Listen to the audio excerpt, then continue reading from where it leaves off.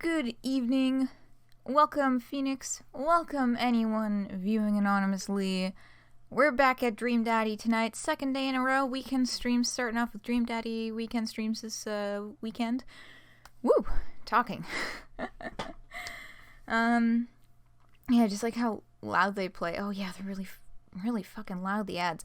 Oh yeah, this ad supports Twitch, not who I wants to support, and you know it, Amazon. Yeah, that was one of the things I was a little peeved to find out. I thought that once you hit the affiliate program, then you would start to gain ad revenue, and then the subscriptions and like the bits and cheering and stuff was like the special partner thing. No, it's the other way around. So affiliate program does not get ad revenue.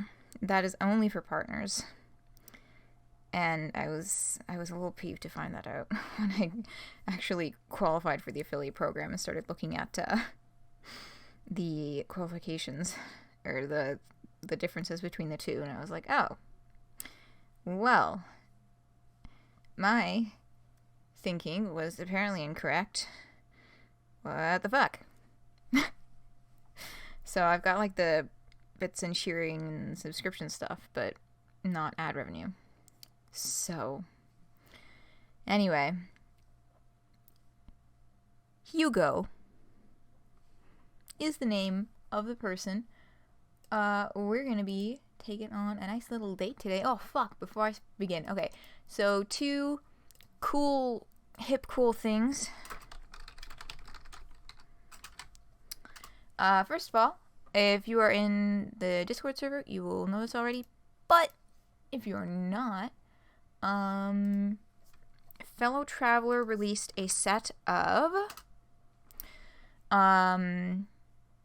emojis for MSPA Reader. Like high quality image files to use as like emojis in Discord servers and stuff. They're pretty cool. And I think I'm gonna stop doing like a special update every time Andrew Hussey posts on his fucking Instagram account. He put up some more e-boy shit. This was just earlier today as well. So there you go. You can go take a look yourself if you want to see what Hussey's latest e-boy snaps are. One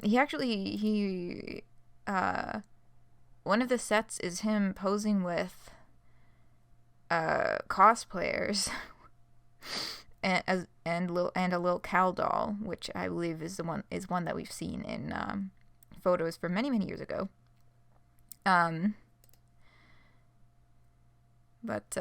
Yeah, so that's neat.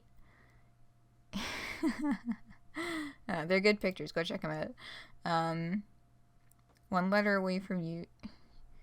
One letter away from hug and one letter away from huge. That's...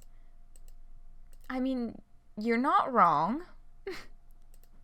Yeah, e-boy has to use a fucking experience. Alright, booting up the game.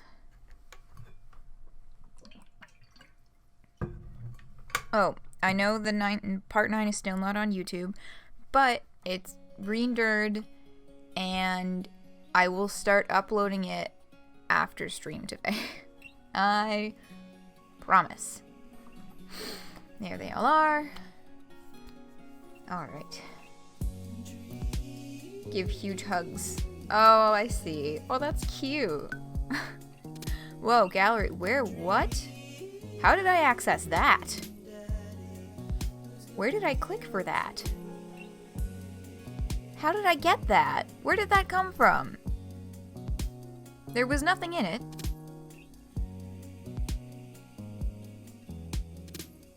So, I'm assuming maybe we unlock something later. But I don't know how I just opened that. I tried to do it again and then I just got the regular menu.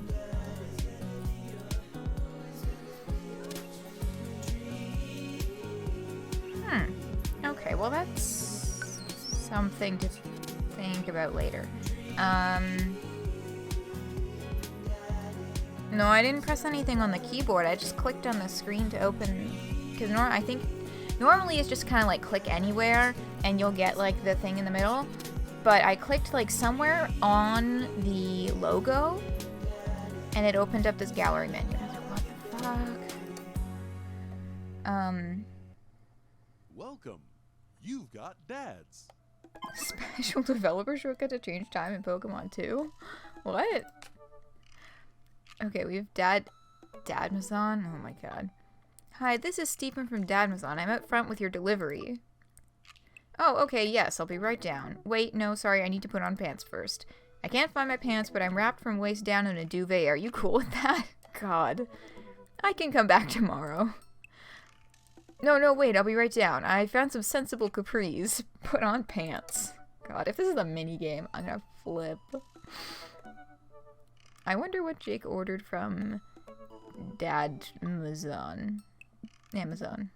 Oh, thank fuck, that's not a minigame. I was like, I swear, if they turn putting on pants into a minigame. Ooh, I got a package. Wonder what it is. Oh, I bet it's that package of socks I ordered. I open up the box and start pulling the packing peanuts out. Man, these socks reek. Okay, that's definitely not socks. Alright, well, what's in the box? It's butterflies? What?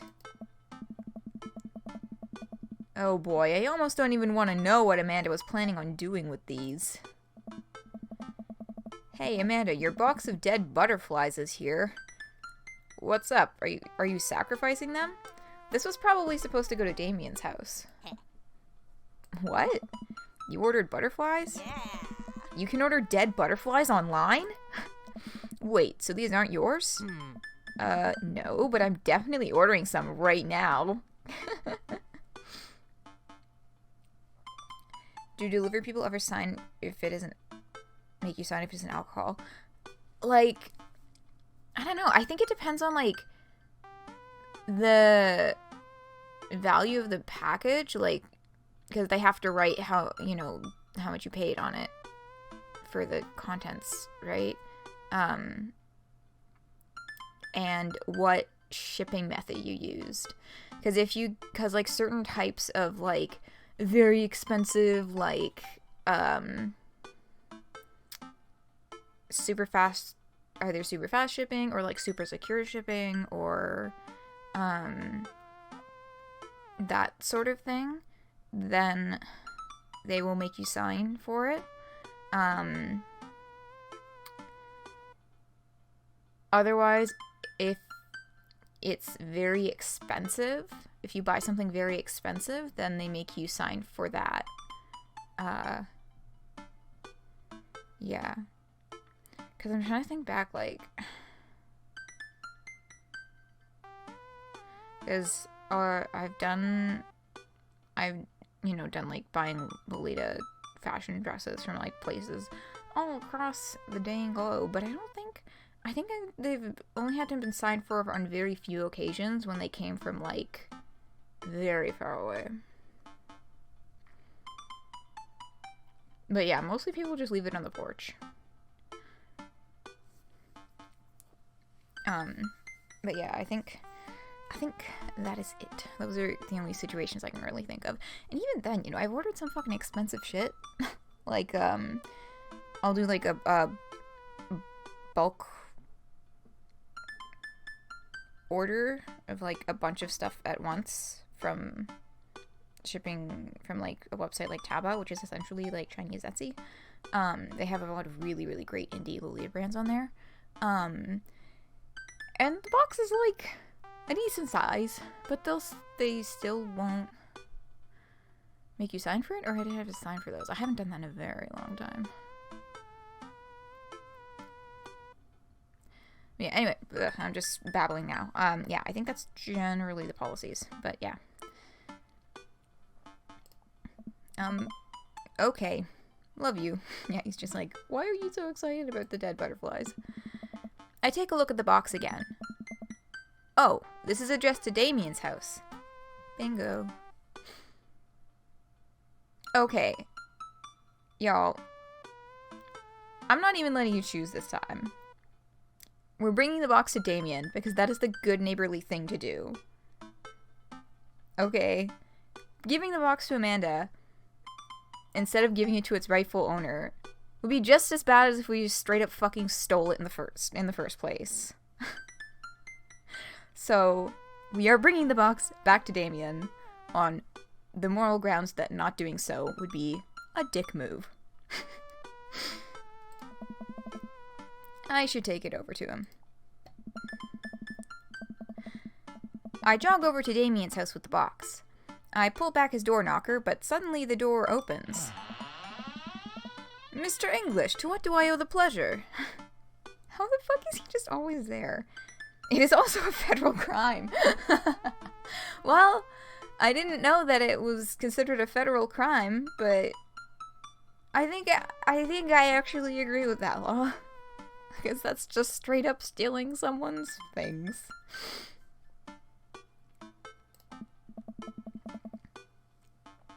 Make more band references at him. Oh, true. Oh my god. Whoa, how did you know I was about to knock? Oh. I don't know. Oh, okay. Anyways. I think this got delivered to my house by mistake. Oh, that was a very good... That was lots of relationship points.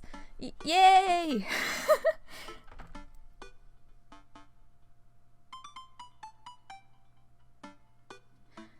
I hand him the box and his face lights up.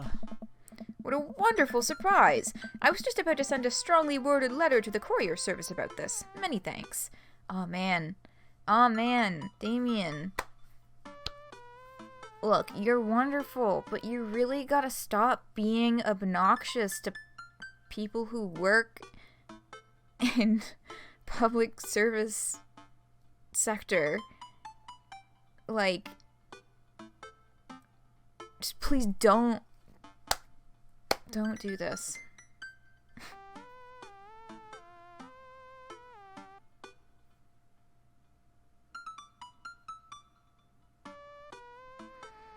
Yeah, I know. Courier service. You mean, the post office? Yeah, no, but seriously, like, our first introduction to him was yelling at a fucking Hot Topic employee. You think that it's that employee's responsibility to name the fucking shirts, dude? No. Go home. Now he was gonna yell at the fucking post office? Lives in 1900 and is living his best life.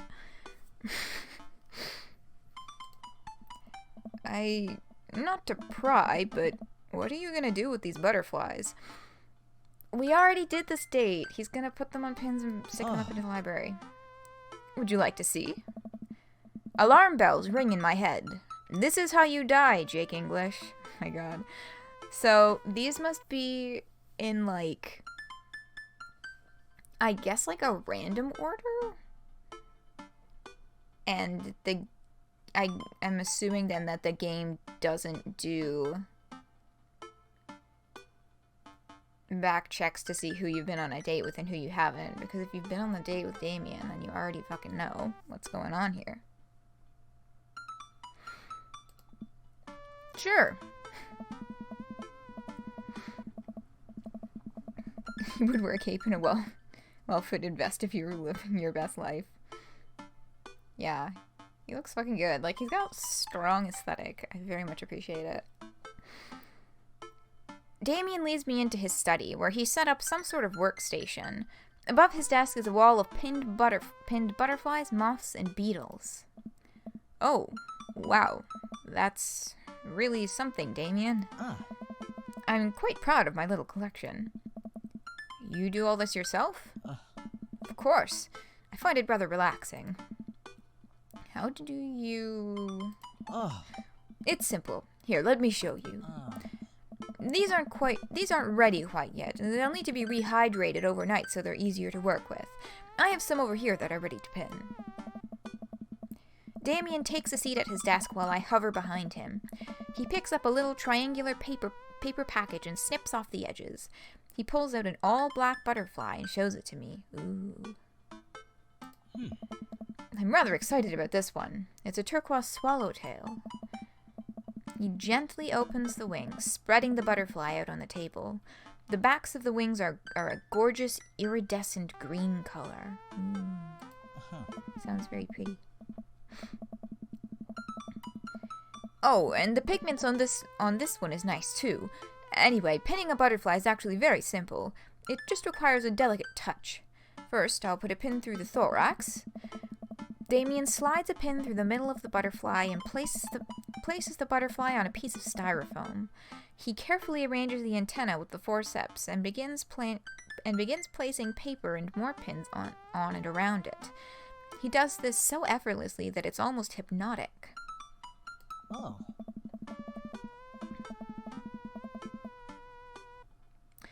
Welcome, Gaster2Soul, and... Huh. Well, I'm looking in OBS, and it is working right now. Also, yes, welcome, Sneakcat, welcome, Gaster2Soul. We received Damien's package in the mail, so we are just returning it to him. Yeah, I think this issue is somewhere on your end if you're having trouble seeing the image. Because, yeah, things are looking good over here. You got it now? Alright, sweet. Good stuff, good stuff. 2 fashion you are Damien and Amanda, and then just skirts in pastel colors. Jeans and solid t-shirts with meaningless designs on them. But yes, those are good aesthetics to combine with pastel colors for sure. That reminds me of shit, I don't remember the name for it. It's a J fashion. Kind of like adjacent to one of the ones that's considered like adjacent to Lolita fashion because they have a similar aesthetic, but it's a more casual style. I don't actually know that much about other J fashions. I just know a lot about Lolita.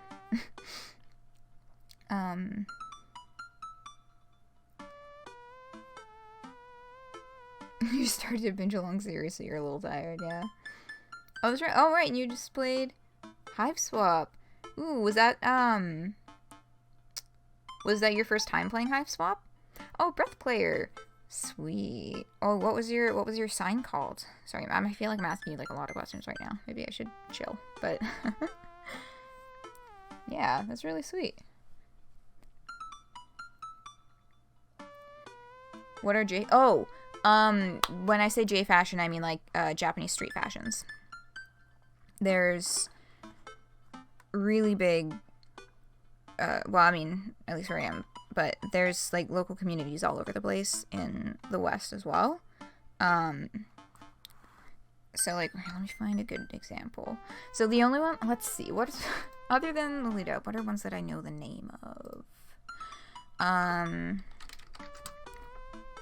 Decora.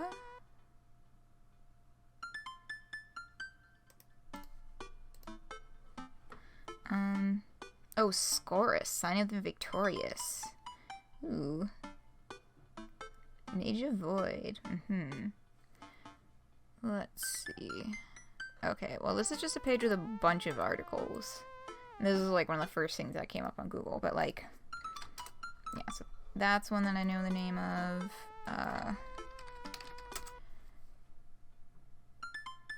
And Larmk is another one. There's one I can picture in my head that I know the name of, but I can't fucking remember. Oh, Otome. I think that's the one I was trying to remember that's like adjacent to Lolita. Yeah. Otome is kind of like a more casual version of there. So those are examples, and then there's Lolita fashion, which is the one that I wear, which is one of the more commonly known ones because it's very big and puffy and in your face.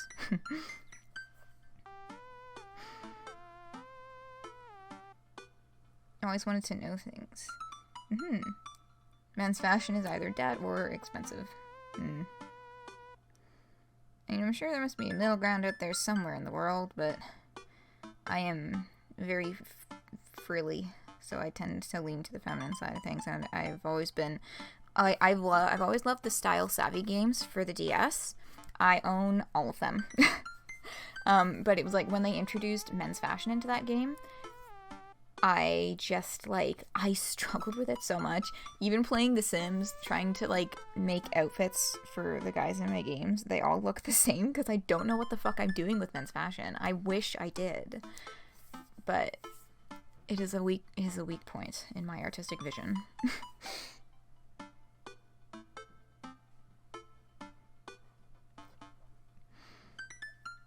Not to pay attention, but it's a neat thing to go off of. Constantly at Time, Life, and Blood. Yeah, I mean, the thing with the quiz is it's just like, it's a suggestion. I mean, so my class spec is Sylph of Void, and my sign is, Torah.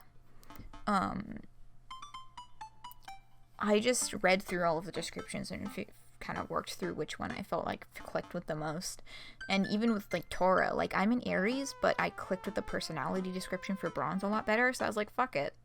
I want that one. Anyway, sorry, I ran off on a minor tangent and threw a bunch of J-Fashion links at you.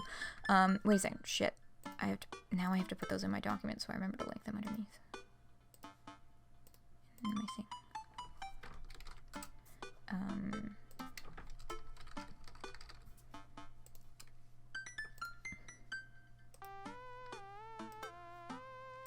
Okay, there we go. Now I put them in my thing, so I can remember to put them in the YouTube description.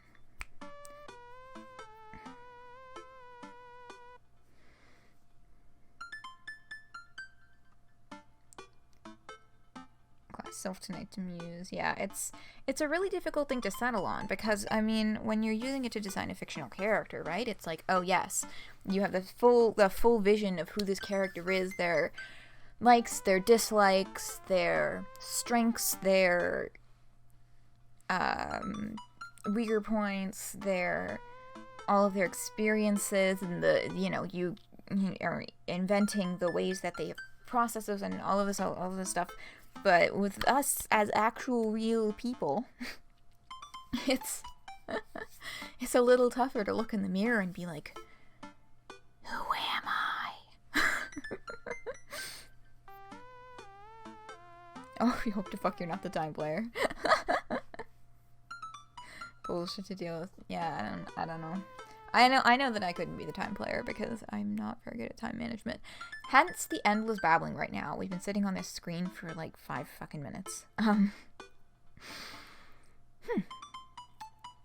And yes, and I am interested in this. I am interested to keep going because I actually am fascinated by his describing how he pins the butterflies.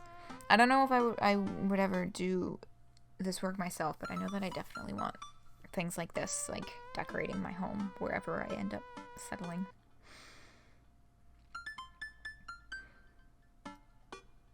I have a frame here that I think this one will look quite pretty in, but I need to let it sit for a couple of days until it's ready. And then what? I remove all of the pins and put it on display with the others. I take a closer look at Damien's collection. One with bright blue wings keeps drawing my eye. This one's so pretty. Damien takes it off the wall. Ah, yes, that's a blue Morpho, one of my favorites, too. He hands the small frame to me. Here, I think this would look lovely in your home. Oh, that's so cute! Oh, I couldn't take this. I insist. Believe me, I have more than enough. Thank you. If you ever have an interest in pinning some insect yourself, you know where to find me. I think I'll leave that up to you. I feel like I'd probably break them in half with my butterfingers. Nonsense, you have beautiful, steady hands. You would make a fine taxidermist. Am I blushing?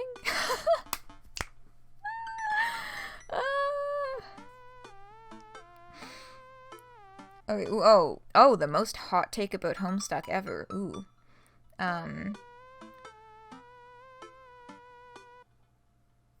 They're just, fucking... I mean, there's potentially some correlation between those two factors. That's, yeah. Figuring out what Dan's sign would be, though. Thinking how he would be, but you don't think any of the aspects really truly fit any of the Homestuck characters. I mean, yeah, there's definitely some flexibility in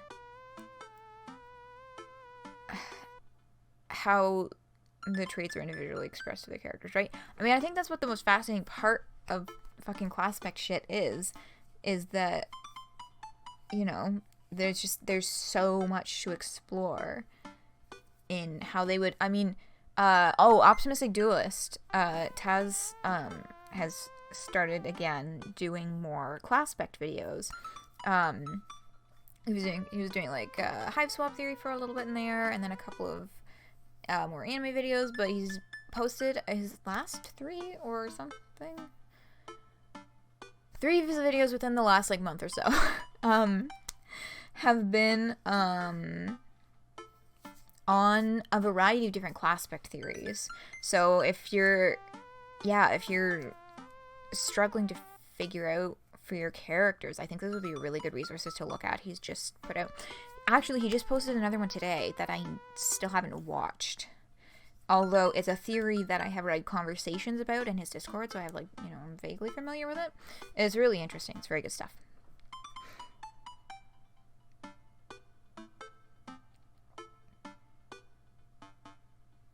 Ooh, new aspects. Cool. Your Midoriya reaction image. Yeah, that's about... Well, I'm staring at that message as well. Phoenix. My goodness. World-shattering take.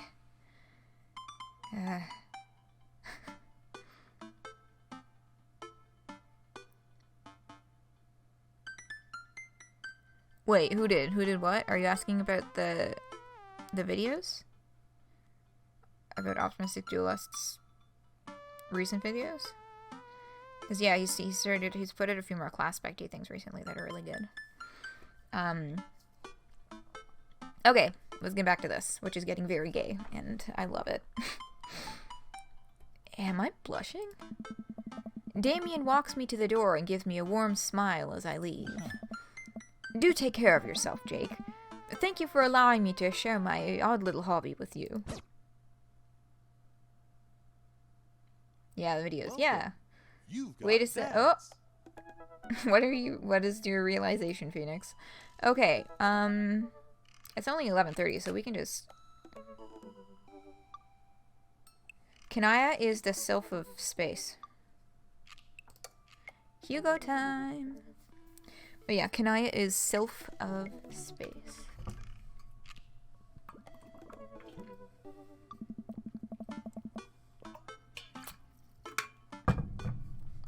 Okay. I navigate to Hugo's dadbook page and type out a message. Hey Hugo. Ugh. Hey Hugo, great seeing you at the barbecue. Want to hang out sometime? I wait for a few minutes before the computer dings. I'm so glad you messaged me, and I definitely want to hang out sometime, but I have a favor to ask. Our class is going on a field trip to the aquarium today, and one of our chaperones called in sick. Is there any possible way you could come by and replace them? Uh-oh. I love how his immediate response is just, uh-oh. I completely understand if you don't want to or can't make it, but I'm gonna be honest with you here. It's the middle school class. I need as much help as I can get.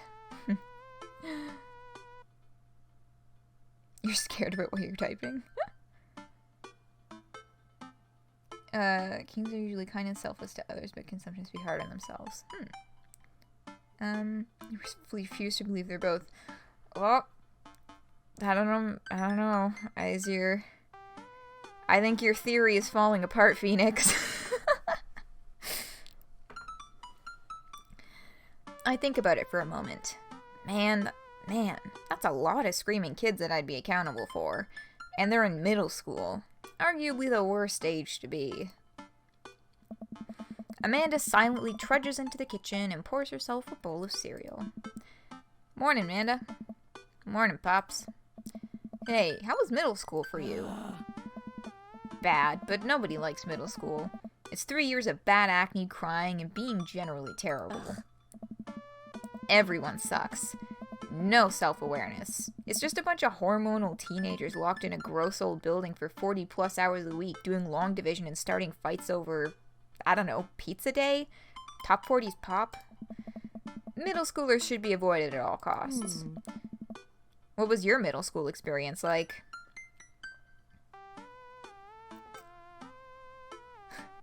I don't remember. I didn't like it, or I thought it was fine. Oh, frost aspect. Oh yeah, that does make sense for aspect of frost.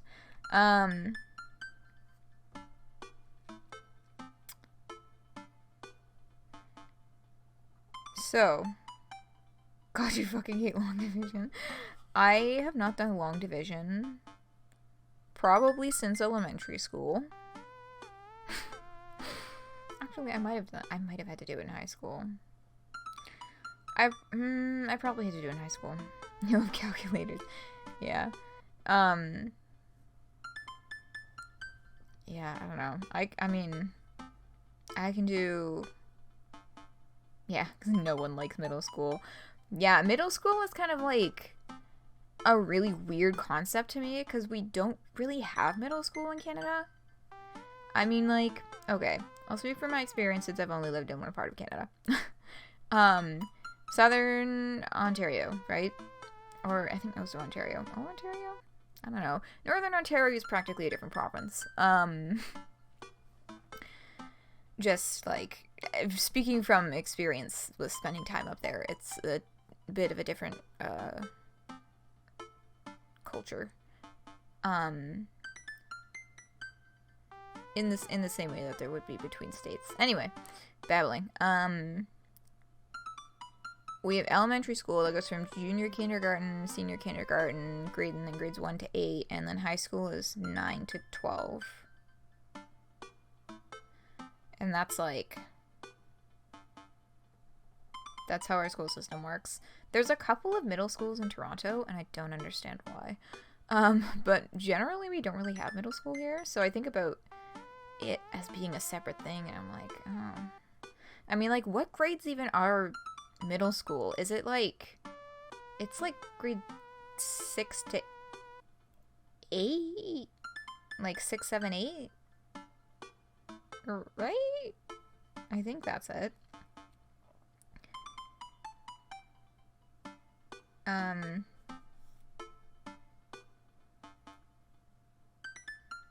The northern part of your state seeps into Quebec almost seamlessly. Yeah, that's...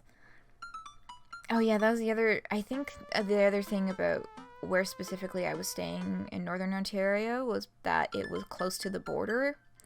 Like, I've spent some time in, like, Sault Ste. Marie area. And it's very much like... It feels more American. It's like, it's weird. Actually, I saw someone there wearing like a fucking Confederate flag hat, and I was upset and confused for multiple reasons. But anyway,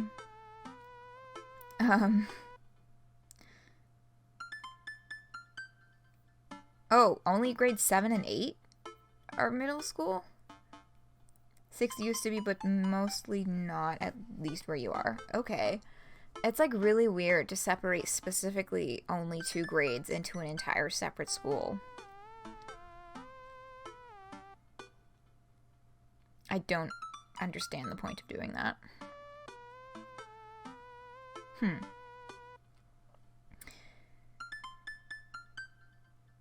Yeah. Although, you know, I wouldn't say necessarily that middle schoolers are literally the worst, because when at the camp where I work at, technically our youngest campers would be that from that age group. Our youngest camper group is 12 to 14 years old, and a Confederate flag in Canada? Yeah. It was upsetting and confusing for multiple reasons. But yeah, and you know, they're good freaking kids. They just have a lot of fucking energy. There's just a lot of energy and, like, a lot of questions. But, you know, questions are a good thing. Because they teach sex ed in those grades. You were framed for saying there. Jeez. Huh.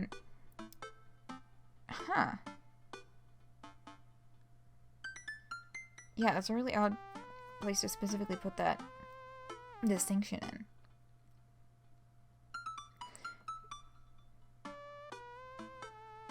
They're grade 6 and 9. You know what? Now that I think about it, that sounds pretty correct. I remember 6th grade being the worst year of my entire elementary and high school career for really fucking stupid sex jokes, because it's like you're, you know, 6th grade is like you're 12 and everyone's learning all this stuff for the first time and they think they're hot shit because they know what the word cum means. Yeah, that was, I remember that being the worst year for my classmates. And also, I was just, like, always the last person to know everything. So I spent a lot of time being a cross between very confused and kind of disgusted because, you know, I was 12.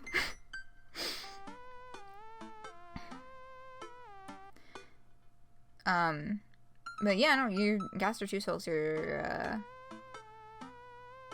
new class spec stuff is really interesting. That is good theories. And I am reading it. I promise I am reading it. Yeah. And then in 9th grade, everyone thinks they're hot shit because they're out of elementary school. And it's like, nope. Actually, no.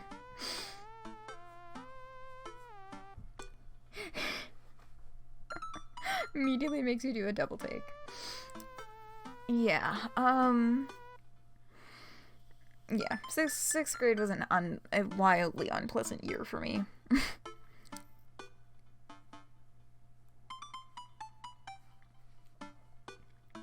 I used that specific example because I'm picturing a very specific moment where it was like lunchtime in my classroom, and this like group of kids were like asking me what the word cum meant, and I was like, it means you go over to a place, and they all started laughing at me, and I was just like, what did I fucking say?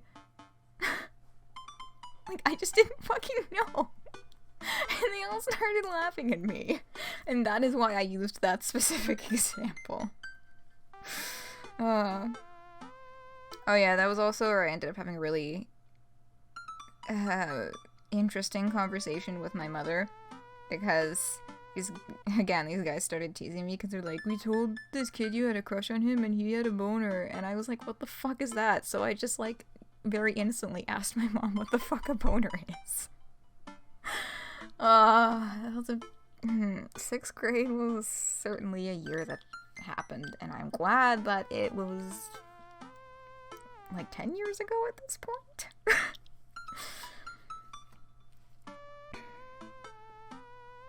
If a teacher you respect her to say you would just turn into smoke. Valid.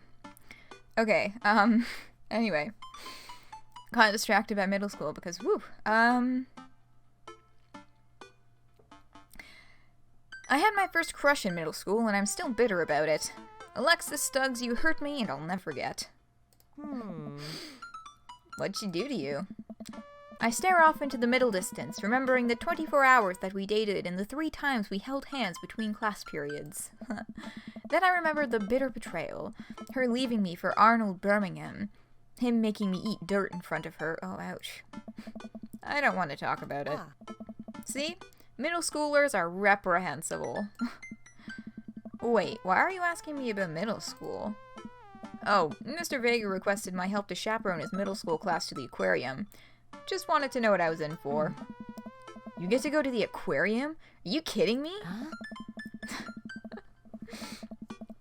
Oh, you met a kid who was like, ugh.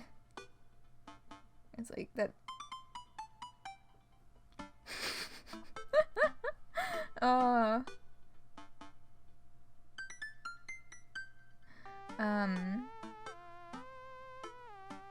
Learned everything online, which is for better or worse. Yeah, I wasn't into that side of the internet at all until I hit 14, I guess? 15? I don't know. But when I got a Tumblr. Ooh, what are the new aspects? Where the fuck are they? Descriptions in here.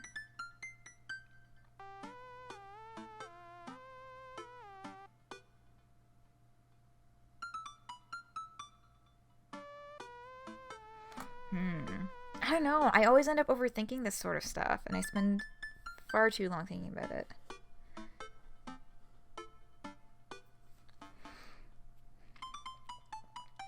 The last field trip I got to go on was the clam chowder factory. They didn't even give us any clam chowder. They gave us square pizza at a clam chowder factory. Oh, and is that why you won't eat clam chowder anymore? No, it's because Bobby Welling grew up in one of the vats of clam chowder and I'm the only one who saw it happen. Oh, that's really disgusting. It haunts me. Well, that's gonna haunt me too. Thanks, Dream Daddy.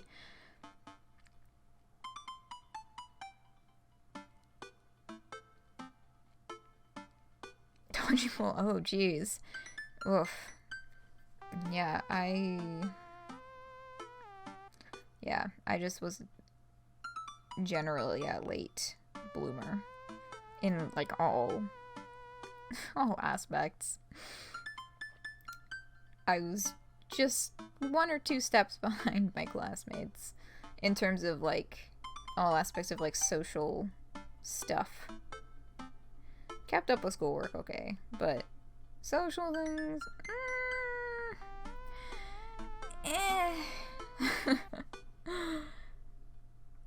not always up there.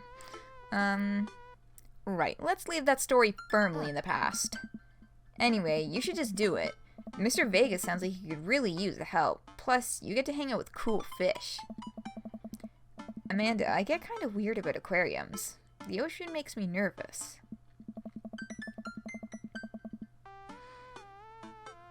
What, are you worried that a whale is gonna pop out of the tank and swallow you whole? Don't you put fear in my heart. Well, do they have penguins there? Yes, they have penguins there. Yeah. Then it's settled. Penguins outweigh fear of ocean.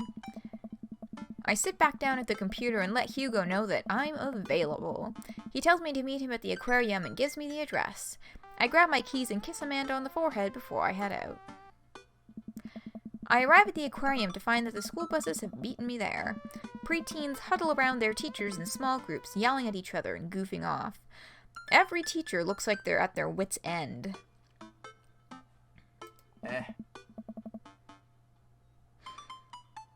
Hugo jogs up to me, looking frazzled. I'm so glad you're here. Hugo!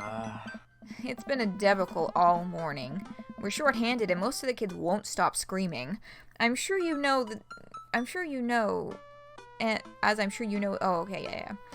We're short-handed and most of the kids won't stop screaming, as I'm sure you know is the case with all middle schoolers. Yeah, maybe I just have, like, a really biased perspective because I get to see the middle schoolers when they actually want to be, like, at camp, not when they're at school.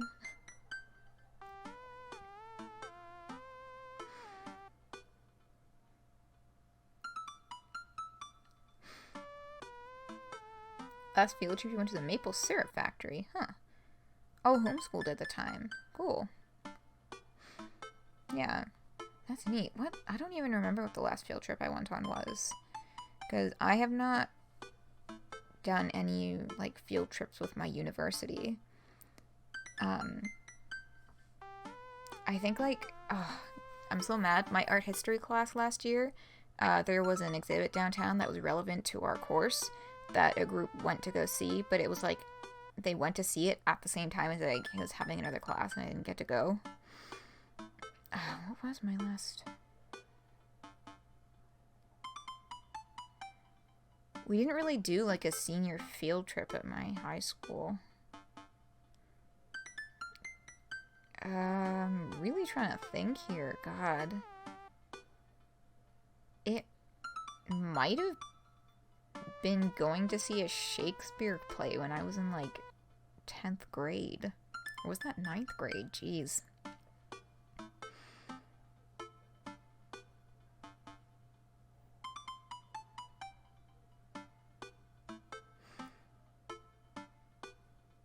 Couple-day overnight trip to Philadelphia. Ooh. I went through New York to watch a baseball game. Fancy, fancy. You didn't go. Nah, you know what? That's chill. That's just, that kind of stuff is not for everyone. I think if I went on a trip like that with my classmates, I'd probably be pretty uncomfortable the whole time. Because most of my friends in high school were not in my grade. There was a little circle of us, little group of us queer folks, but they were mostly not my age.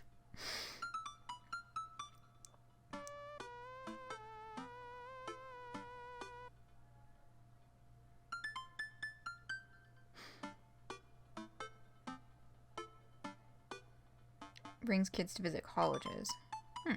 You wanted to go but not with your classmates. Super fucking valid. Yeah. If my school did like a trip, had done like a trip like that, that's about how I would have felt too. Actually, when I was in 12th grade, you have a cat and a snake doesn't make you superior. You're fucking right though, Gaster. Like, you're so fucking right.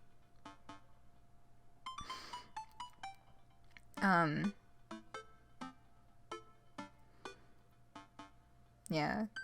I remember when I was in 12th grade, instead of going to prom, my friends and I organized a laser tag thing for us, so we played laser tag, and then we hung out at my house.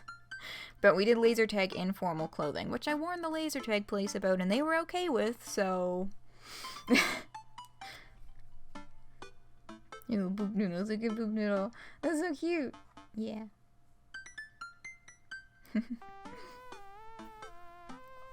Oh, you have a cat. What are your pets' names?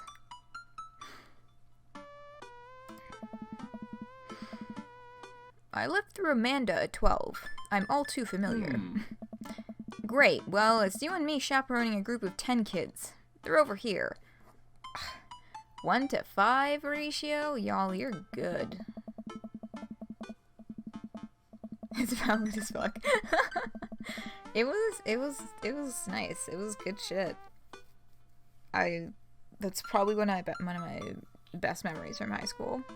Because we were just like, prom is expensive, and like majority of the people who are going there think that we're a bunch of weird fucking gremlins. So like, why would we go?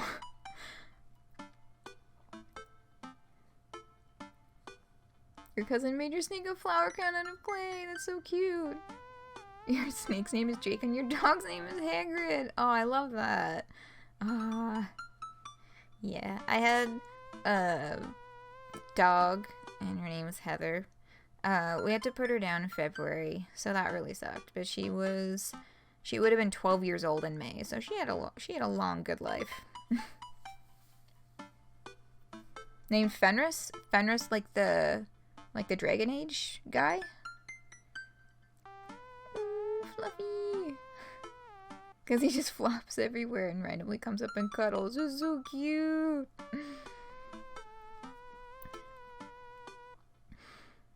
Hugo walks me over to a gaggle of preteens who are all sitting on the ground playing with their phones. They're not kicking each other like some of the other groups, so we're off to a good start. Can you guys put your phones away? All of the kids look up for a moment to stare at Hugo. Then they go back to texting. I know that, like, they theoretically should be listening because they're an authority figure, blah, blah, blah. But, like, the word please, it does go a long way.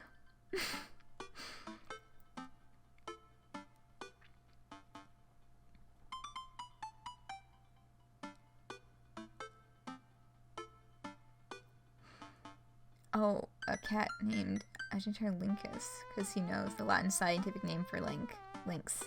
Oh, yeah. Oh, that's cute. That's so cute, though. Pyrenees! Oh, very fluffy! And sniff squirrels. Oh, that's so cute. My doggy, we have bunnies that live in our backyard, and she used to, like, we had to make sure that she stayed away from them, because she was just curious, okay? But sometimes she would bring us back little baby bunnies that were less than alive, let's just put it that way. And she didn't hurt them on purpose. She was just curious, but we had to watch out for that. They were scared of her. Now that she is no longer with us, this summer we have seen a shitload more of the bunnies that live in our backyard. like the dog from Norse mythology. Cool. Yeah, that was just my first thought, because I had a couple of my friends in high school were super into Dragon Age, and that was a name that was tossed around a lot. So that was like my first connection. At least they're quiet. Oh. Too quiet. These guys are up to something. I can feel it. There's no way. They're too busy thinking about not getting food stuck in their braces to pull any stunts. It's middle school after all. You're doubting the brain power of 12-year-olds. Oh. We'll see.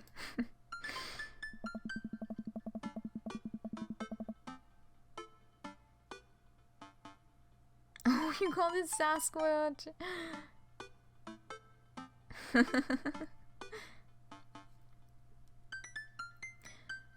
Oh, your brother's cat is the hunter. Ah. He killed one singular mouse to ever enter your home. Hid in the wood pile. Aww. Your baby wouldn't survive outside.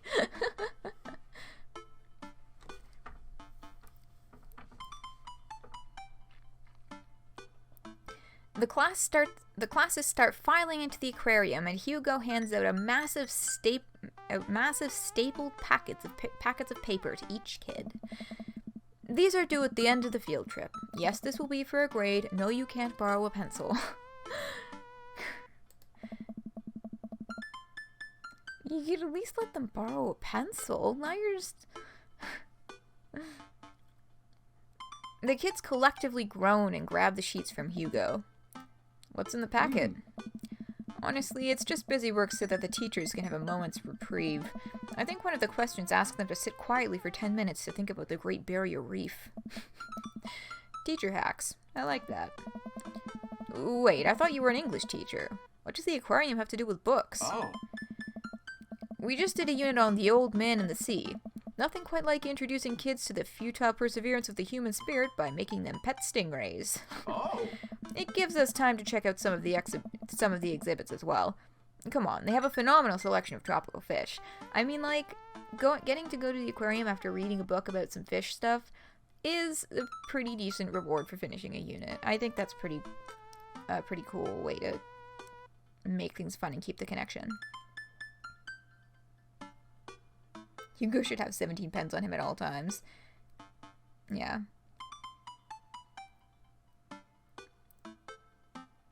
When you were 15, you can't always a D-cell battery along with a light bulb and a button to make a flashlight? Huh. Every child always needs pencils and pens. Yeah, just like, you just... Kids lose things. It's a fact of life. And that's fucking valid. Wasn't, I'm not. Well, I do not believe that statement. But I do believe that you are a smart person. We have very intelligent conversations here. And I'm not saying that sarcastically. I do realize that sometimes I sound like I'm being sarcastic when I'm not, because sometimes I don't use the intonation of my voice properly. I'm not being sarcastic.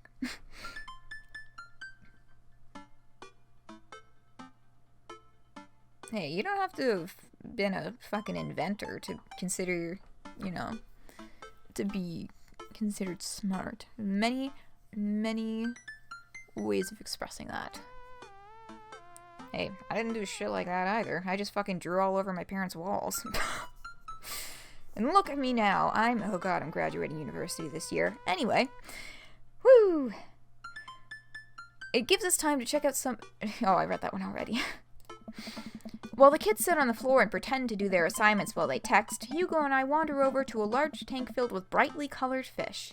Hugo points to a brown and white fish with long spines. Hey. That right there is a lionfish. Did you know that their stomachs can expand up to 30 times in size? Ooh, that is a lot. Whoa. Their spines are venomous too. Nature is hardcore. Ah. You think that's bad? Take a look at this one over there. Or over here. Hugo points to a spiny, grumpy-looking fish hanging out near the bottom of the tank. Ah. That's a stonefish. The most venomous fish in the world. And they just, like, keep it here? Oh, they're relatively harmless, so long as you don't step on them. What happens if you step on them? Oh. Tissue necrosis. Ooh. Cool. Nature is wild. Man, Hugo seems to know a lot about fish. I feel the overwhelming need to impress him. Oh my god, why does this keep coming up? Hey, see that fish over there? That one? Yeah, that's the... Oh god.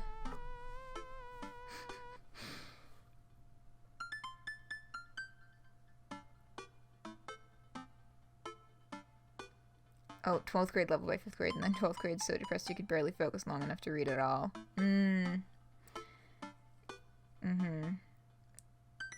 Yeah, the wonderful American school system tends to pressure a lot of people in that direction.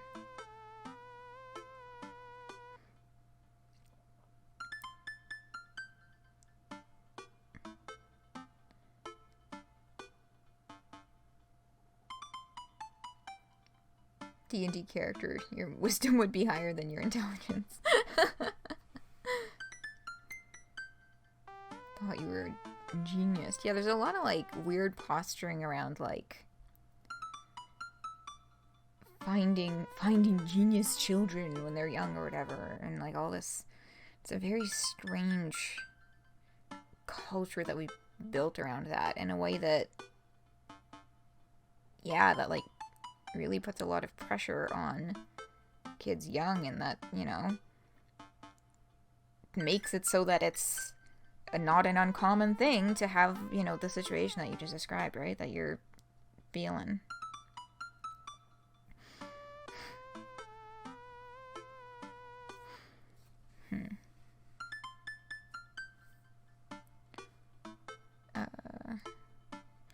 None of these look like names of fish. The American longfin, the blue-nosed wigglyfish, and the humphead wrasse. Like, if I look at the drawings in the background, I recognize a lot of these fish from playing Animal Crossing, but none of these names are familiar to me from fishing in Animal Crossing.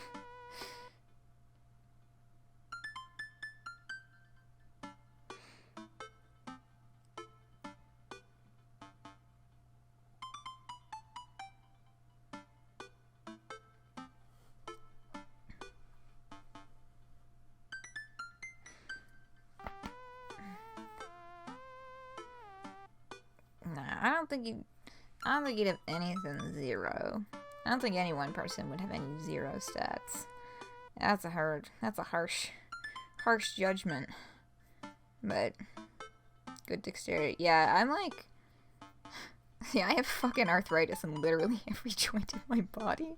So like, but you know, that's okay. That's alright.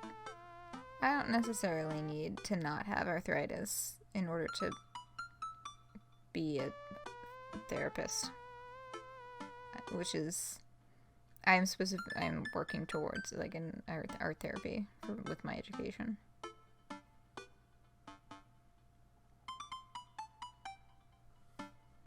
Middle. Okay, so we have one vote for the blue-nosed wiggly fish. Pick the wiggly fish. Well, does anyone else have a strong opinion? Or, okay, you're neutral.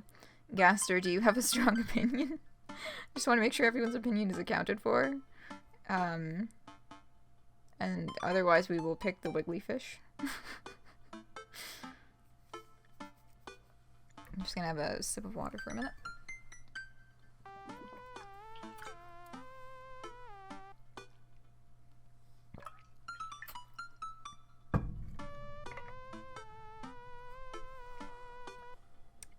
You do know how to pronounce Benedict Cumberbatch. Okay, so... yes, Phoenix Wiggly Fish ahoy. Blue-nosed wiggly fish. Okay, he seems to like that. Yeah? Did you know that... Oh shit, another choice. Okay, paranormal fish trivia, psychiatric fish trivia, or political fish trivia. Oh my god. Paranormal. Yeah, I was gonna say I'm feeling paranormal too, just because they're always talking about that fucking TV show in this, the like paranormal ice truckers or whatever.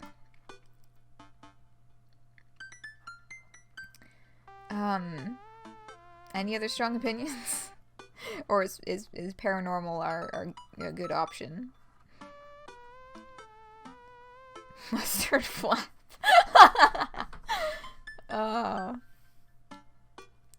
Political fish trivia thriller. Okay. So we have one for political, one for paranormal. Gaster, do you have an opinion? Do you want to break this tie, or should I bust out my D&D dice? Political. Okay. I'm sorry, Sneak Cat. The tie has been broken. Good ideas on climate change. Okay, political fish trivia. This fish openly supports the legalization of marijuana. That's a good stance. I didn't know it was so progressive. Oh, that was... Oh! Oh, right, because he's a fucking history teacher, so of course he would... You know, think it was hilarious to do the politics thing.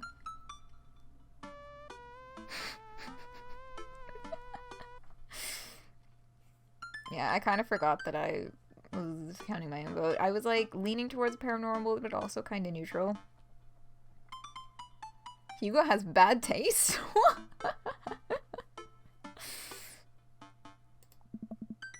Yes, we did get the eggplants that time.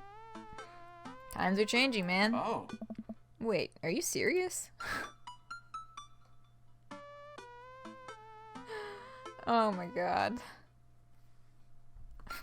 Is he asking if we're serious about the legalization of weed? Or about specifically this fish having the opinion that weed should be legalized? Because...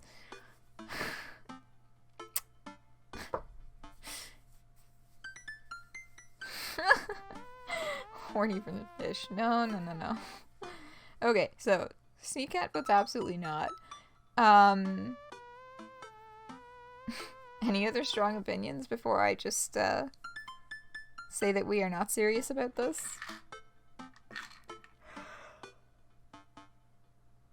Oh. Pardon me. Oh, it's 10 after 12. We should take a break if we come to a good point in this. No? You're never serious and he may have trouble telling. Okay, I have two absolutely nots, so that's the one that we're going with. Absolutely not. I'm playing it for the gag here. Good one. We lead the kids to another room. Sharks, sea turtles, eels, and other marine life swim around in a massive floor-to-ceiling aquarium. The kids begin trying to take selfies with the sharks. Hugo leaves my side to separate two kids who start fighting over a Capri Sun. I walk around the room, reading the tiny little blurbs about different fish swimming inside of the enclosure. After a while, I look around and see Hugo again. He's gazing up at the aquarium in childlike wonder. The ripples of the water cast blue, moving shadows across his face. For someone surrounded by angry, hormonal preteens, he looks completely peaceful. Yeah, you know, when you spend enough time in that kind of chaos, you just learn to find the peace in it. He looks really cute in this light. I hope he doesn't notice me staring. Oh, it's fucking gay. I love it. You fucking love Capri-Sun. Yeah, I never had that kind of stuff. Like juice boxes and shit. Uncommon. I just got fucking water bottles in my lunch. Jake English is so fucking gay. Wow. Ah. I walk over to join him.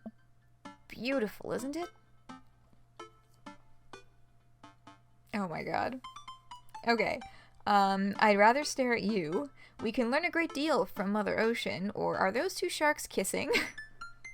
So we got quite the eclectic spread of options here. Some very different directions we can go in. So, what are you vibing from these choices? Drink a Capri Sun in under 30 seconds. Nice. I'm disapproved by Dirk Strider. Oh yeah, that Jake English is so fucking gay. Juice good. Juice is good. You were distracted by drinks and Jake's gay ass. He was just marveling at the fish, and he said it's beautiful. Something along the lines of like, it's beautiful, isn't it? So... Yes, I'd rather stare at you. We can learn a great deal from Mother Ocean, or are those two sharks kissing? Alright, so Sneakhead, you're going for the middle one. Phoenix, I can't tell if you just think that Mother Ocean is a funny phrase, or if that's the one that you actually would like to vote for.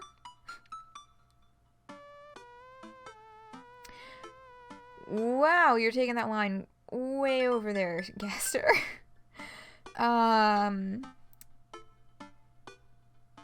Okay, 2 votes for the middle.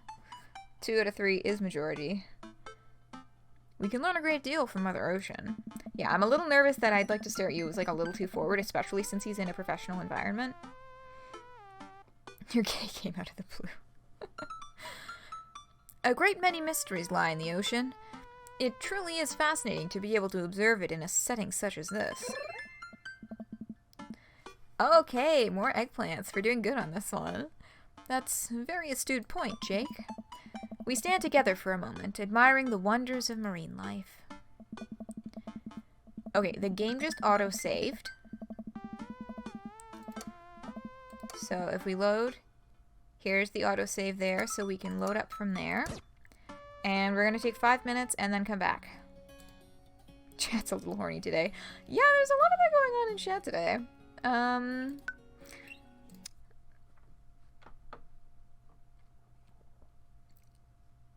You want to put your hand in the water? Yeah. Okay, 5-minute break. And then, we'll do the rest of this cute little date. Cute little ocean date. That's like kind of not a date because there's a bunch of children, but it's fine. Honestly, I thought there would be more like scenarios where we would have to impress him by doing good problem solving for interpersonal stuff with the kids, but we're just hanging out, so that's cool. Cold porridge. Enjoy your fruit parfait. And they horny for this one. Jeez. Okay. 5 minutes. There we go. Okay. I am back. Anyway. So let's take the text off the screen. Okay. Music. Let's go. Oh, pardon me. I keep yawning. Okay. Continuing with Hugo. We eventually make our way to the touch tank room, which seems to be the only thing the kids are actually interested in. The tank is filled with a variety of horseshoe crabs, sea urchins, stingrays, and small fish. I stand around the edge of the tank and keep a wary distance from the sea life. Who knows what kind of nefarious plans those horseshoe crabs have for my well-moisturized hands. Hugo rolls up his sleeve and sticks his hand in the water. Don't you want to pet some rays, Jake? Oh, I think I'm good. I don't really think I should... I think I should just stay over here and admire them from a respectable distance. See, the other thing that I'm not really so sure about when it comes to touch tanks is, like, those fish are just being touched all day. Is that actually okay for them? And like, y'all, I know someone who works at one of these kinds of aquariums, and the upper management does not give a fuck about these fish. Like, this person I know is one of the people who, like, actually does, like, takes care of the fish and has tried to fight management on this sort of thing before, and, like, they don't give a fuck. Come on, it'll be fun and informative.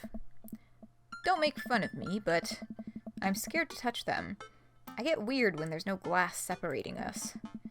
I don't know what any of those things are, but I get the feeling they will probably bite me in my delicious hand if given the chance.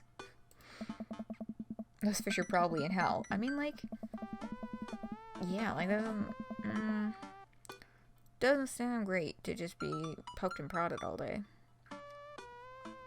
Nothing in this tank can hurt you. The stingrays have had their barbs removed, the horseshoe crabs only eat little clams, and the anemones are perfectly safe to touch. Against my better judgment, I approach the tank. Slowly dipping my hand into the cold water, I touch a stingray as it glides past me. See? Not so bad. It feels like fun, slimy leather. Things get a lot less scary when you learn more about them, right? I dive my hand back into the touch tank with a renewed vigor for ocean life.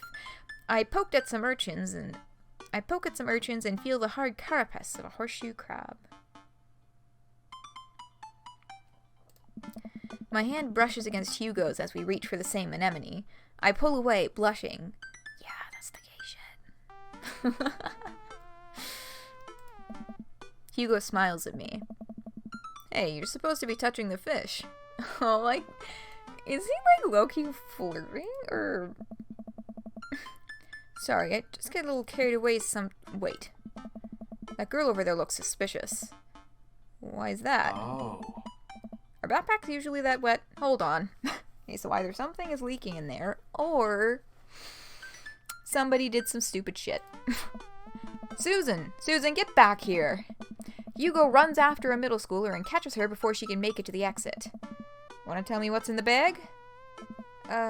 Textbooks? Wanna tell me what's really in the bag? Susan won't budge. I walk over to Hugo and the girl. I think he might need a bad cop. Look, kid. Yeah, see, here's the thing that I was talking about before, where I was like, I thought there would be more problem-solving stuff. Here it is. Okay, so, we don't have time for games here. That's an easy 5 to 10 in the clink. I'm not afraid to hit a child. Well, I think literally the only option that is even slightly okay is the first one. That's an easy 5 to 10 in the clink. We're gonna threaten a child with jail time?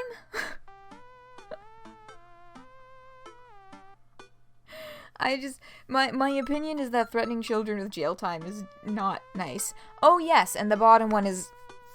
I refuse the bottom one. The last one is horrible.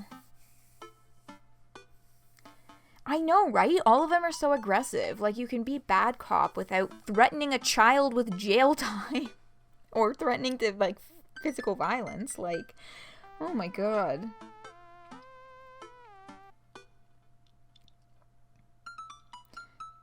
Top is good?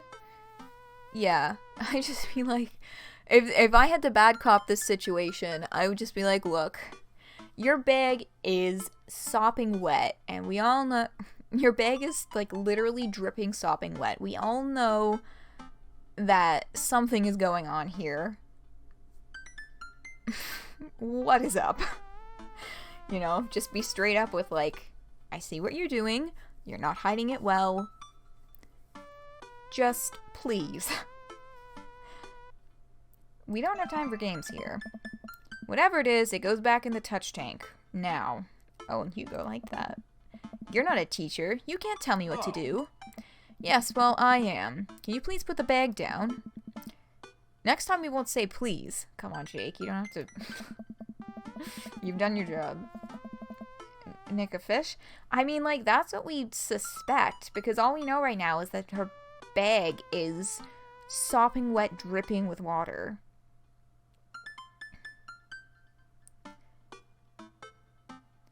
Fear, physical violence was... emotion that conveys the fakest smile known to man. Oh, turned out fine. Yeah. Physical violence is literally never the answer when you're trying to solve a situation that involves a child. And that includes spanking. Like, I don't know why people think that because you're hitting a different part of a specific part of the child's body, that suddenly makes it okay. But you're still hitting your child. That's not an option. Also, yes, please don't just slam your bag on the ground and hurt whatever may or may not be alive in your backpack.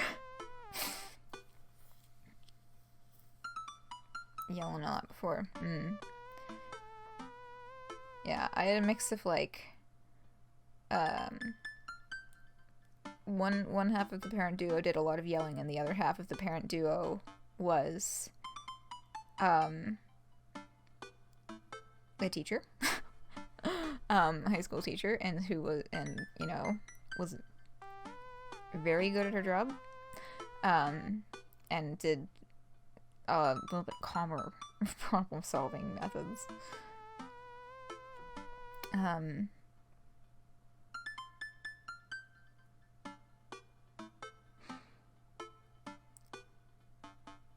Peacemaker because you don't like fights, they stress you out. Yeah, I avoid conflict at all costs. I fucking hate. Fucking not a fan of that.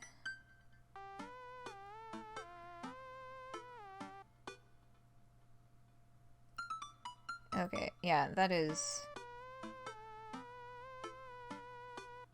not a good situation at all. And let's hope you're not in that situation anymore. But with a stop sign, that's very specific. Yeah. I'm gonna turn back to the story here so it doesn't turn into a long chain of trauma sharing. You know what I mean? But, yeah. Sentiment to the void. Okay, Susan glares at Hugo for a moment before dropping her book bag on the floor. It lands with a wet slap. We stare at it for a moment before it starts to move. Huh? Oh my god, she took an entire fucking crab. Hugo leans down and unzips the backpack. A horseshoe crab frantically scuttles out and across the floor. An employee swoops in, scoops it up, and places it back into the tank.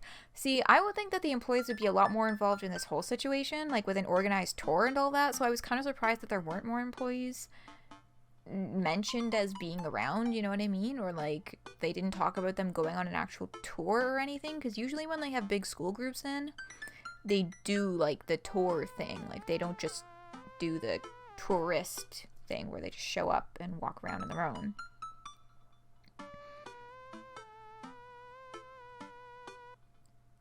Oh,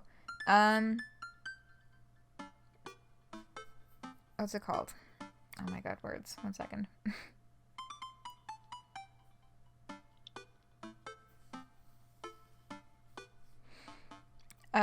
Yeah, can we please, avoid using rape as a descriptive word for anything other than what it actually, if we're actually talking about that.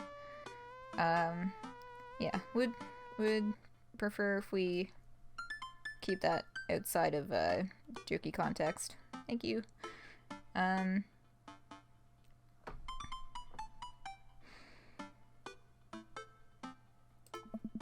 She gives us a disapproving look. You'd be getting more than a disapproving look in real life. You'd be getting fucking kicked out if you did shit like that. Stole a fucking crab? Jesus, Susan, what was your plan? I was trying to free him. Oh boy. To where? Outside? Where he was gonna die? Susan, go back to your group. We'll discuss this later.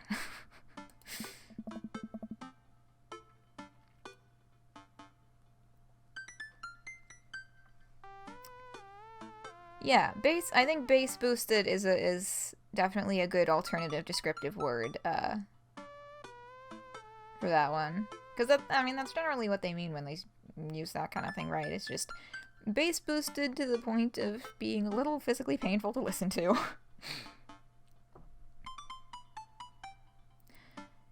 Yeah, and hands where we can see him. Susan walks off, leaving me alone with Hugo. He gives me a pat on the shoulder. Middle schoolers have sticky hands. I doubt that's the first time that's happened here. Or the last.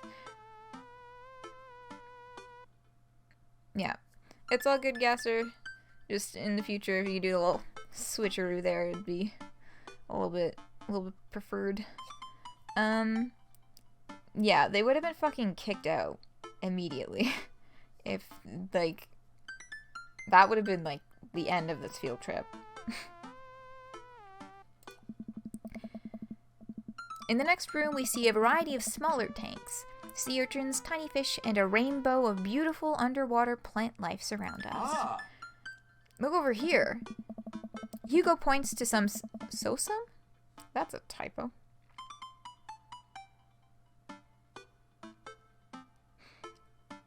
Yes, little bean paws. Base boosted crab rave. Yes. base boosted crab rave plays in the background. Oh god, there is when we were sitting in the fucking when I got back from my summer job, I had to fly back, so it's myself and a bunch of my coworkers are sitting on this plane, and we had to wait for a little bit sitting on the plane in the runway before they could let us off, and one of them had loaded 10-hour crab rave on their phone, like the YouTube video was playing it, and they were like dancing with like crab hands and doing like there's like crab dab, like fucking dabbing and shit. What other dance moves do? They did like, I don't know, they just did a bunch of like the classic dance moves, but like doing like the little snappy like crab hands as we're all like 6 of us sitting on a plane just waiting to get off. Legendary. Yeah, it was good. It was some good shit. Hugo points to some seahorses gathered at the bottom of a tank. One of them is in the middle of giving birth. Ooh. Hey. That's actually the male seahorse. Sort of takes fatherhood to a new level, doesn't it? Hey kids, come check this out. There's a male seahorse giving birth. A low murmur from the students. They just jump back on their phones. Fun fact, male seahorses can even give birth and then get pregnant in the same day. Man, we thought we had it hard. I wonder if they have to deal with their kids' awkward teenage years too. However many thousand of them. I think I can tell, okay, I can kind of tell, here's my estimate, okay? This route was likely written by a person who has not actually spent time around swaths of middle schoolers.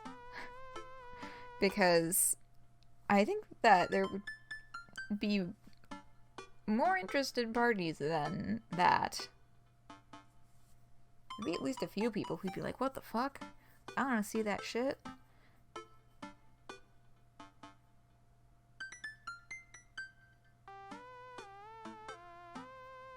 They can't kick you off the plane, so you can do whatever you want. I mean, I think there'd probably be certain lines, but, you know, yes, I don't think dancing would get you kicked off. I don't think, they weren't like, they were using headphones. They weren't like blasting crab rave to the whole plane, but...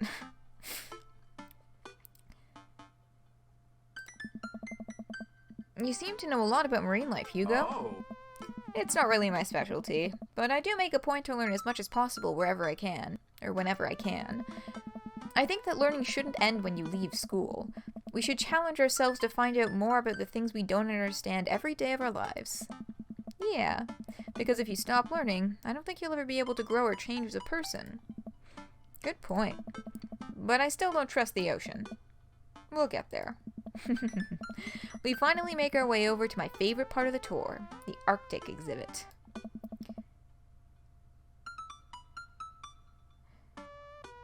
Hugo's aspect? Oh yeah, light for sure. Just yelled fish. That does sound, yeah.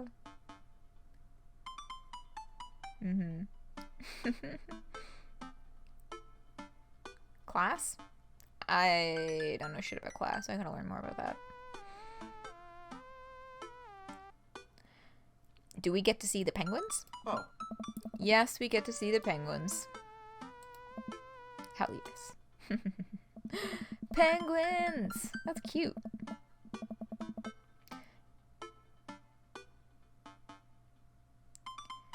Mage? Yeah, I don't know. I gotta bow out of this conversation. I don't really know that much about classes specifically. I mean, I don't actually know that much about aspects either, but I know more about aspects than I do about classes.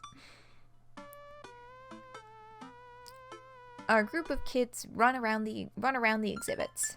They won't stop tapping on the glass of the puffin enclosure, trying to get their attention.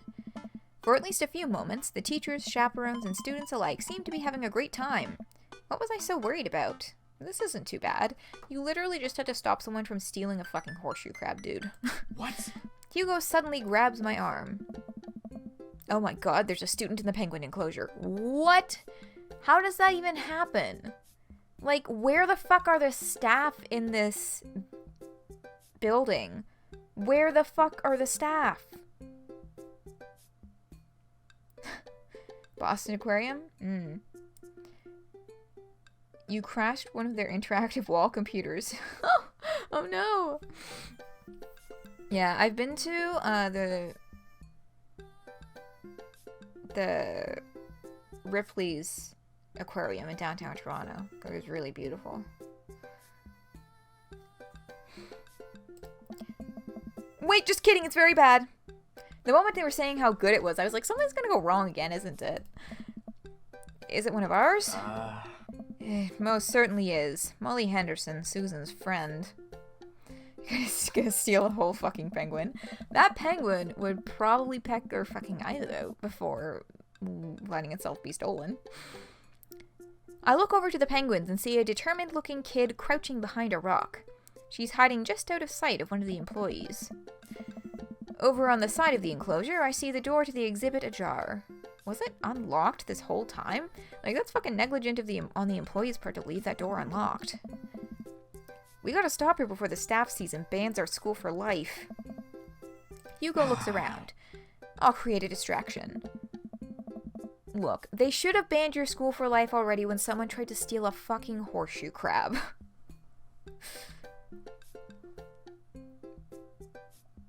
Ordering a nun sandwich? God.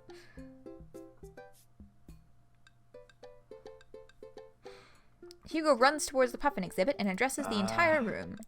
Everybody, I have an announcement. Oh god. The whole room turns toward Hugo. Here's a few facts I bet you didn't know about penguins. Everybody just stares at Hugo, confused. Well, this is my shot. I run into the enclosure and am greeted by a cold blast of air. Psst! Hey! The girl whips around to look at me. Her nose is pink from the cold. You can't be in here! Neither can you! I try to walk over to the girl, but the ground is so icy that I just end up slipping. I catch myself before I hit the ground, but the girl still laughs at me. Contrary to popular belief, penguins are birds. Birds are traditionally known to fly, but penguins cannot. So I can understand some confusion when we're discussing the birdness of penguins. Come on, Hugo. You can do better than this. The crowd is still somehow enraptured. Kid, what are you even doing? I'm letting the penguins go. They deserve freedom. Where are they even going to go? They're gonna live in my closet. Dude. Look, I just don't even have time to argue with this. We gotta get out of here. Not until I save a penguin. Little known fact is that penguins only live in cold climates. With some exceptions. So they don't all live in cold climates, if you're splitting hairs here. Did I mention that they don't fly? The crowd is starting to lose interest. I'm running out of time. Oh god. Okay.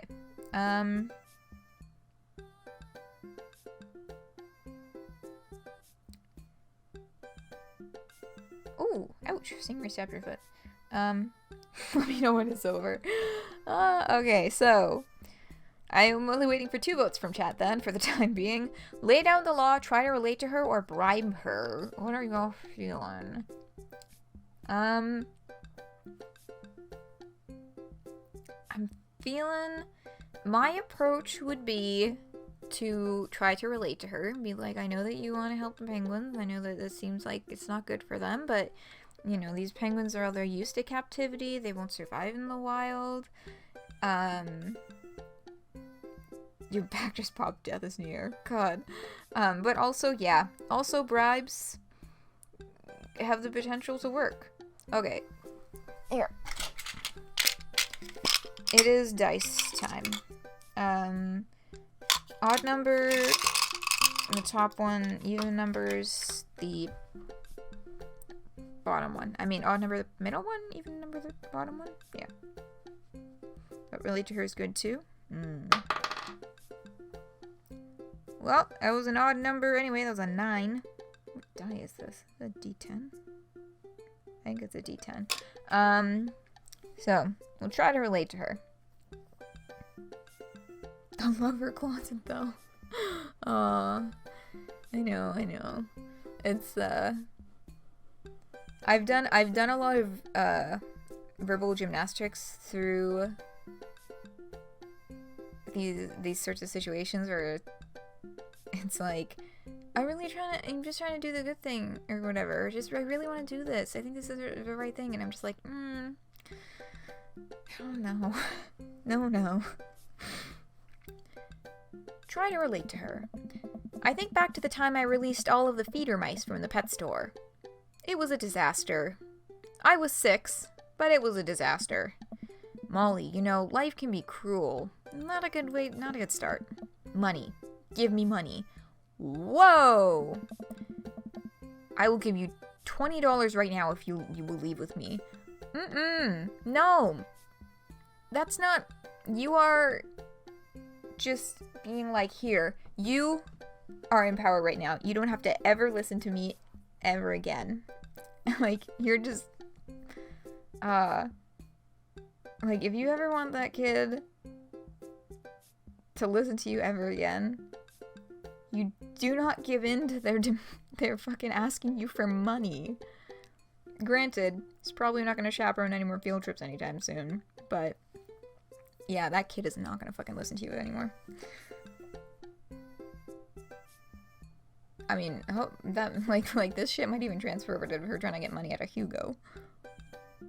Yeah, he just, like, immediately defaulted to the bribe, and I'm just like, dude, come on. Molly thinks for a second. Okay, well, give it to me right now. I reach into my... Don't give it to her now, because she'll just take it without leaving. I reach into my pocket and pull out everything I have, examining each bill. Okay, well, I have $12 and some change. Also, there's a button here. Is that enough? Pay me the other rate later and we have a deal. We move to shake on our arrangement before I realize there's suddenly a wave of penguins on their way out of the enclosure. We're gonna have to block these birds. Oh my god. Oh no, it's a mini-game! Fuck! What the do I click? Oh, I do! Oh my god!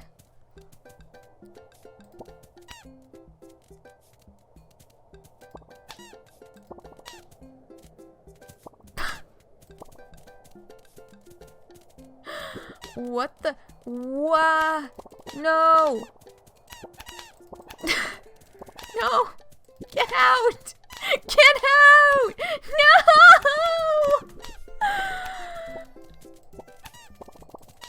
Oh my god! No, just leave. I mean, don't leave. God. One of them got out though. Like, what the fuck's gonna... Oh my god, bribe that... What the fuck do you mean bribe that teen? I'm still trying to keep the penguins from escaping. 3 of them just got out. And now they all have money in there? 4! 4 of them left, and 3 of them just got it right at the end. How is that an S? 4 penguins escaped! 4! That's really bad!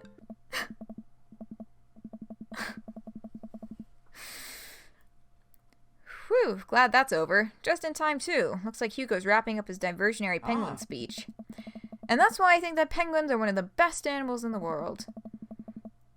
A few people in the audience clap out of a sense of duty. Everybody starts dispersing. Hugo spots us from across the way and runs over. Molly, what were you doing in there? I was liberating animals, Mr. Vega. You realize that the penguins can only survive in Arctic temperatures, right? You would have a dead penguin on your hands. Well, it was the thought that counts. Really? You would have murdered an animal and you're like, it's the thought that counts. 4 penguins is enough for a TV show. Oh my god, well that's certainly a way to put it. Oh, I'm gonna...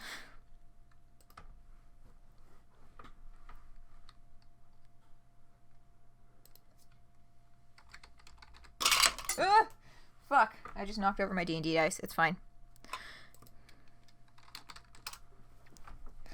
How many are you supposed to have? 1, 2, 3, 4, 5. Oh. Okay, I got them all.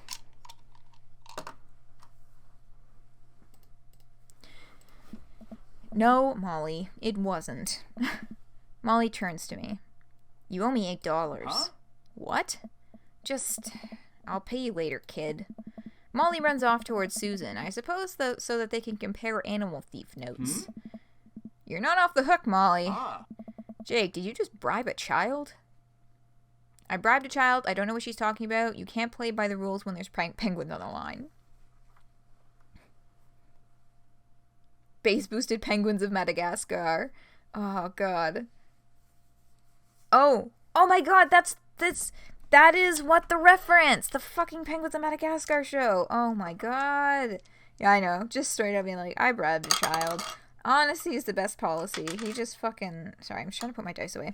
He bribed that child. There's no other way really to put that.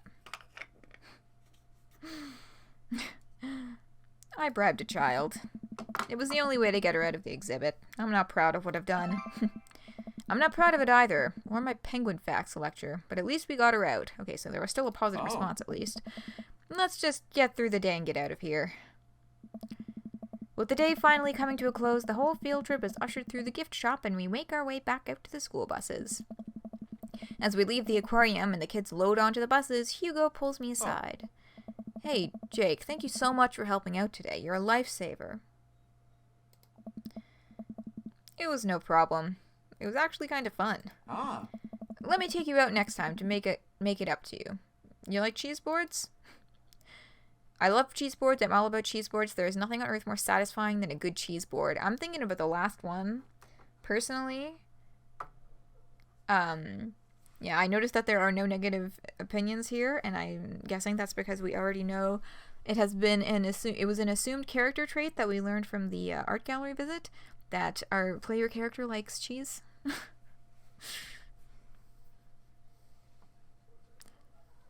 I mean, like, I haven't had a cheese board either, but, like, it's a board with a bunch of fancy cheese on it, so, like, sounds good to me. Whew. I'm gonna have a sip of water for a second.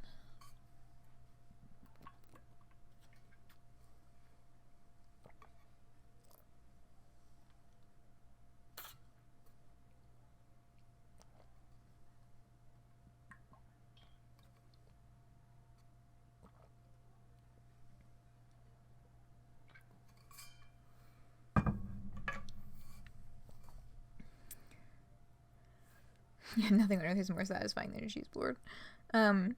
Jake English loves cheese board. Yeah, I think that he would. But yeah, I think I'm just gonna go with the last one just for... Because we might actually end stream on time today. What a fucking concept. So keep things moving. There is nothing on earth more satisfying than a good cheese board. Yay! He was very happy with that response. Great. Well, I gotta go make sure the kids don't steal anything else. See you around. I walk inside to find the house empty. I wonder where the panda's at. Before I know it, Amanda pops in through the front door. What you up to tonight? Just doing some homework. How's the aquarium? It was an adventure. Some kid tried to steal a penguin. Dad. We've all been there.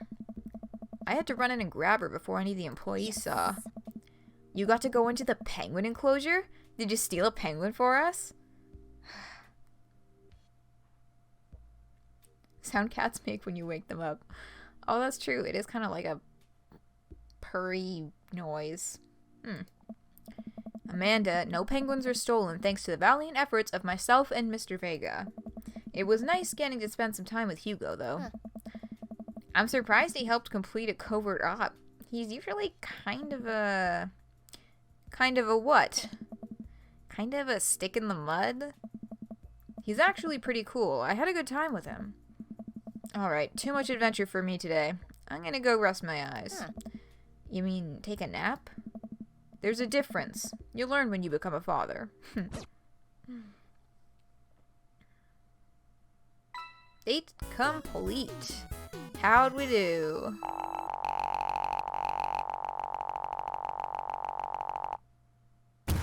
Looks like Paradise Lost just got found. Whoa! That's our best one yet!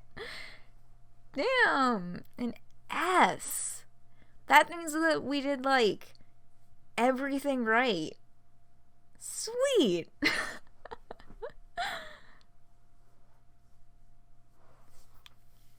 Alright.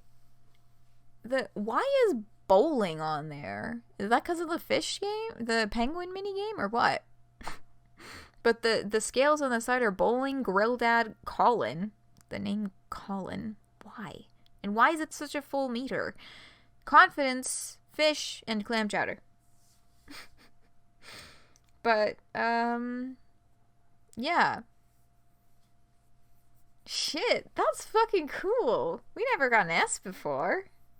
Yeah, 100. No, there's like a tiny sliver of black. It's like 99% Colin. Which I do not fucking understand. But, like, yeah, shit. We did good, y'all. We did fucking good. Welcome. You've got dads. Alright, and our little community filler for the next time is a message from Craig. Whew. Alright, let's save here and back out to that menu. Cool, so we've officially finished now all of the first dates. But next weekend we will not be starting off with the Dream Daddy stream. We will be starting with volumes 1 and 2 of PESTERQUEST. I'm so excited! Oh my god, they're coming out on Wednesday. Oh my god, my classes start on Wednesday. PESTERQUEST, eye on the prize. Yes, we have done all of the dad's first dates. We are ready to go on to round 2 of dad dating, but not before combing through the first 2 volumes of PESTERQUEST. I know, I can't wait either. I'm so fucking excited. Oh, I'm so excited. I know, John is a baby and Rose is a baby and I love them so much and oh my god. I am so fucking intrigued. Like, what the fuck is the plot gonna be? You know, because they've given it this, like the setup is, like, bomb. Like, MSPA reader is pissed and stole the fucking narrative control. Like, where the fuck is this going to go? There's gonna be something to do with the epilogues? in there, potentially.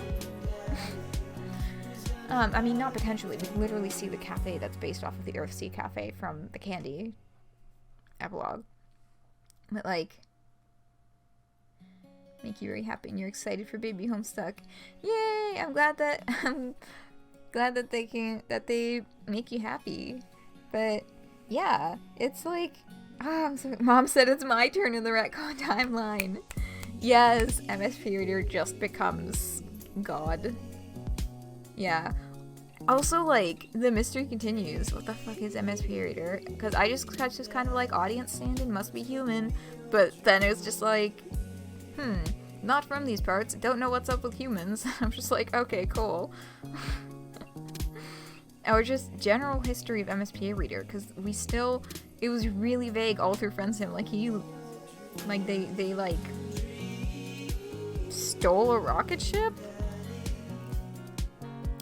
And we don't really know a lot about their background at all. It's kind of like, But yeah, I'm just, John and Rose. Oh my god, I love them so much. I'm hoping that we can fit them both into the same,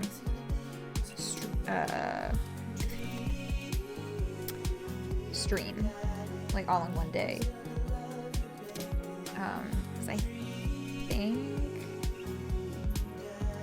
think Trace said that. I don't even remember. I literally read this post on stream and I don't remember what Trace said about the length. I think he said that the first couple of ones were roughly Friendsim length, but some of them were longer along the way. But things you look forward to. Oh, well, I'm really glad that I can give you something to look forward to brighten your week. But yeah, yes, although unfortunately, yes, this is our first week now where we're not going to be doing the midweek bonus stream.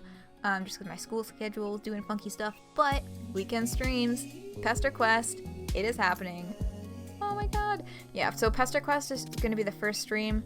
If I can fit all of PESTERQUEST into one stream, then the second one will be back to Dream Daddy.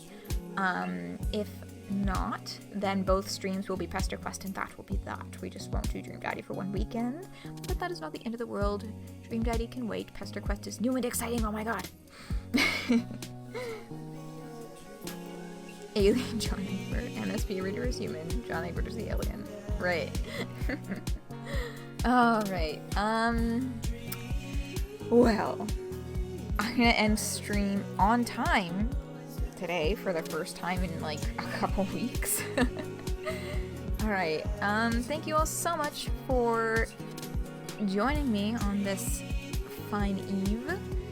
Hopefully I will be seeing you all back here again next Friday for PESTERQUEST. Have a wonderful rest of your day, whatever you may be getting up to. Have a wonderful rest of your week. Yeah. Good night and good times indeed, you too, Sneak Cat. Yeah, have a good week, folks. And I will see y'all right back here next Friday for PESTERQUEST. Alright. Good night.